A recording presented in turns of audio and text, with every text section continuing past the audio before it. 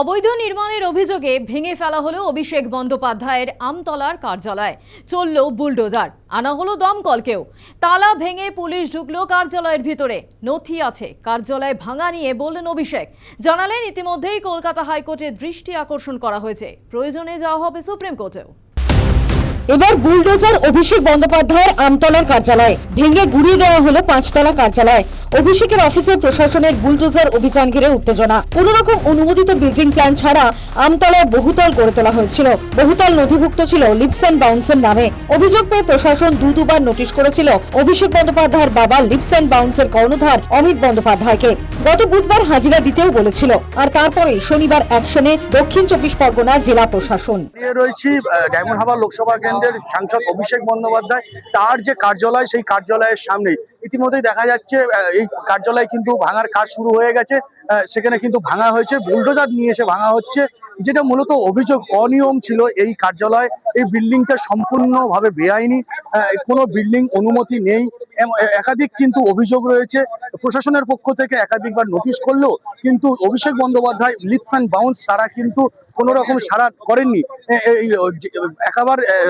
একাধিকবার তাদের ডাকা হলে তারা কিন্তু পৌঁছাননি যে জেলা প্রশাসনের কাছে। তারপরেই কিন্তু আজকে দেখা গেল জেলা প্রশাসনের পক্ষ থেকে যে এই যে নির্মাণ, অবৈধ নির্মাণ, সেই ভাঙার কাজ কিন্তু ইতিমধ্যে শুরু করে দিয়েছে। এই বিল্ডিংটা পুরোপুরি অবৈধ জায়গা একটা হয়েছে, সেই জন্য জেলা প্রশাসন বুঝেছেন যে এখানে অবৈধভাবে পাঁচতলা একটা বিল্ডিং নির্মাণ করেছেন, কোনো পারমিশন নেই। পঞ্চায়েত, জেলা পরিষদ, পঞ্চায়েত সমিতি কোনো পারমিশন নেই। এইভাবে সারা এলাকায় অনেক আছে, শুধু এটা নয়, অবৈধ কাজ সেখানে চলবে না। অবৈধভাবে কোনো পারমিশন না নিয়ে বিল্ডিং করলে প্রশাসন তার ব্যবস্থা নেবে, সেজন্য এটা করছে। সেটা যেই হোক, সেটা এখানে আমাদের অভিষেক বন্দ্যোপাধ্যায়ের নেতৃত্বে হয়েছিলেন। যদি হাজিরা দিতেন, যদি কাগজপত্র পুরোপুরি পরিষ্কার থাকতেন, তাহলে নিশ্চয়ই কোর্টে মামলা করতে পারতেন। তা সেটা তো হয়নি। তাহলে প্রশাসন যেটা ভালো বুঝেছেন যে ঠিক আছে, তাহলে ওনাদের দিক থেকে কোনো নিশ্চয়ই দাবি আসেনি, সেই জন্যই তাহলে ব্যবস্থা নিয়েছেন। বহুতল ভাঙার কাজের মধ্যেই দমকলের সাহায্যে খোলা হলো অভিষেকের কার্যালয়ের তালা। সেই সময় উঠল জয় শ্রীরাম স্লোগান। পুলিশের উপস্থিতিতে ভিতরে ঢোকেন স্থানীয় বিজেপি বিধায়ক অগ্নিশ্বর নস্কর। ছিলেন বিজেপি নেতা অভিজিৎ দাসও। অভিষেকের কার্যালয়ের মধ্যে থেকে 50টিরও বেশি ল্যাপটপ, ডেস্কটপ মিলেছে 30টির মতো ল্যান্ডলাইন ফোনও। ভাইপোর অবকর্ম দেখলাম, আমাদের আইসি সাহেব এবং বিডিও সাহেব খুললেন দরজাটা।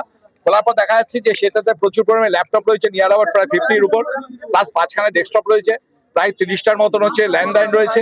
এবং এখানে তো অপারেশন হতো যে কে ভাইপোর ফেসবুকে লাইক করছে, কমেন্ট করছে, কারা ওর বিরুদ্ধে বলছে, সঙ্গে সঙ্গে এই তার যে ভাইপোর গ্যাং বাহিনী গিয়ে তাদের বাড়ি থেকে তাকে তুলে নিয়ে এসে বেদরক মারতো এবং উল্টে পুলিশকে দিয়ে কেস দিয়ে তাকে আন্দোলন করে দিত।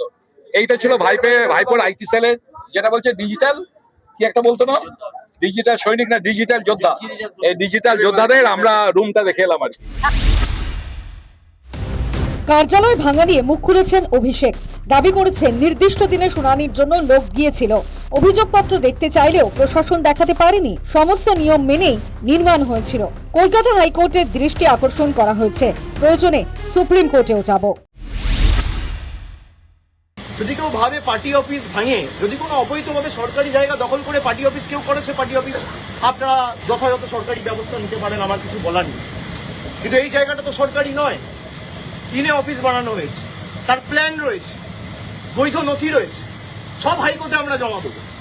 তারপরেও আপনারা ক্ষমতা দেখাতে গিয়ে যে ধারায় আপনারা এই অত্যাচারগুলো করেছেন, একই আইনের একই ধারায় 31-এ ফিরিয়ে দেবো সুদ সমেত, কথা দিয়ে গেল। এই মামলা নিয়ে আগামী দিন হাইকোর্টে যাব এবং যাদের ভিডিওতে দেখা গেছে হাইকোর্ট সুপ্রিম কোর্ট করে যত দূর যাওয়ার যাবো, এদের ব্যবস্থা ঠিক করবো আইন। এদিকে অভিষেকের কার্যালয় ভাঙার কাজের মধ্যে অকুতস্থলে উপস্থিত হন তৃণমূলের এক পঞ্চায়েত সদস্য। মুহূর্তেই পরিস্থিতি উত্তপ্ত হয়ে ওঠে। তৃণমূল পঞ্চায়েত সদস্যকে ঘিরে শুরু হয় বিক্ষোভ। এদিকে অভিষেক বন্দ্যোপাধ্যায়ের কার্যালয় ভাঙা নিয়ে শুরু হয়েছে রাজনৈতিক চাপানুতর।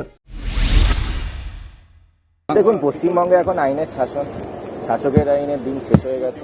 তো আইনের শাসনে কোনো বেআইনি বিষয় থাকলে সেটা নিশ্চয়ই আইনের যেরকম প্রভিশন আছে সেটাই হবে। ক্ষমতাচ্যুত হওয়ার পর থেকেই একের পর এক অভিযোগে বিদ্ধ কালীঘাট তৃণমূলের সর্বভারতীয় সাধারণ সম্পাদক অভিষেক বন্দ্যোপাধ্যায়। এর আগে শান্তিনিকেতন বিল্ডিং এ বেআইনি নির্মাণের অভিযোগ উঠেছিল। শান্তিনিকেতনে বেআইনি নির্মাণের হদিশ পেতে কলকাতা পুরসভা মাপযোগ্য করে গিয়েছে। এর মধ্যেই আমতলায় বেআইনি নির্মাণে বহুতল ধূলিসাৎ। একাধিক অভিযোগে বিদ্ধ হলেও এই প্রথম অভিষেক বন্দ্যোপাধ্যায়ের বিরুদ্ধে সরাসরি ব্যবস্থা প্রশাসনের। অভিষেকের বিরুদ্ধে প্রশাসনের ব্যবস্থা গ্রহণের তালিকা আরও দীর্ঘ হবে মনে করছে ওয়াকিবহাল মহল। News time.